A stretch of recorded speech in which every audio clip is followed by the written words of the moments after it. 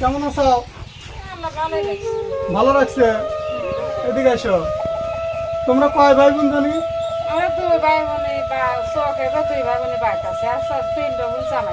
আসো আগে আগে এসো। তুমি এখানেই থাকো। আর বোনগুলো বিয়ে দিয়ে দিছ? ও, আর জাকির কোনে থাকে? জাকির ওই ঘরে থাকে। ও, দর্শক মন্ডলী, এই হলো মঞ্জুয়ারা। ওর বাবা এবং মা অনেক ভালো ছিল, আমাদের পাড়ায় যেত, থাকতো, আমাদের সাথে মিশতো। দুইজনই মারা গেছে, আল্লাহ তাদের বেহেশত নসিব করুক। এখন জাকিরও অন্ধ, মঞ্জুয়ারাও অন্ধ। ওদের আসলে খাবারের কোনো ব্যবস্থা নাই, মানুষ যখন যা দেয় সেইভাবে তারা খায়, চোখে দেখতে পারে না, কাজ করবে কী দিয়ে। তো এই ব্যাপারে যারা সাহায্য সহযোগিতা করছেন, আল্লাহ যেন তাদেরকে আরও দান করার তৌফিক দান করে। তো এখন আমরা কাজে না বলি, এখন আমরা জাকিরের বোনকে কিছু ঈদ সামগ্রী দেব। আগামীকাল ঈদ, তারা যেন ভালোভাবে কিছু খেতে পারে।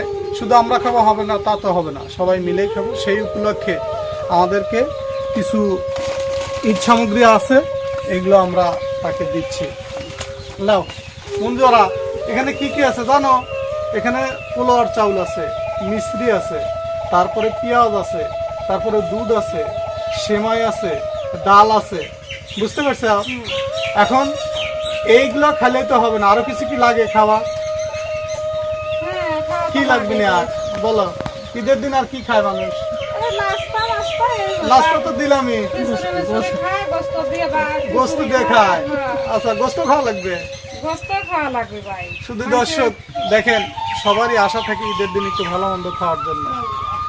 তো এখন মঞ্জুরা গোস্ত খাওয়ার আশা করছে, আমরা হয়তো তাকে গোস্ত খাওয়ার জন্য কিছু টাকা দিচ্ছি, ঈদের দিনের জন্য সে ভালো মন্দ কিছু খেতে পারে।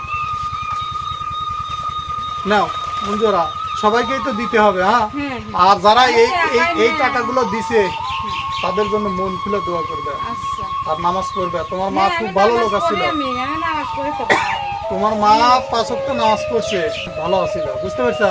তোমরাও নামাজ কালাম পড়বে আর খাও। কোনো সমস্যা হলে দেখা করো, আল্লাহ তোমাদেরকে দেখি আমরা কি করতে পারি। হ্যাঁ।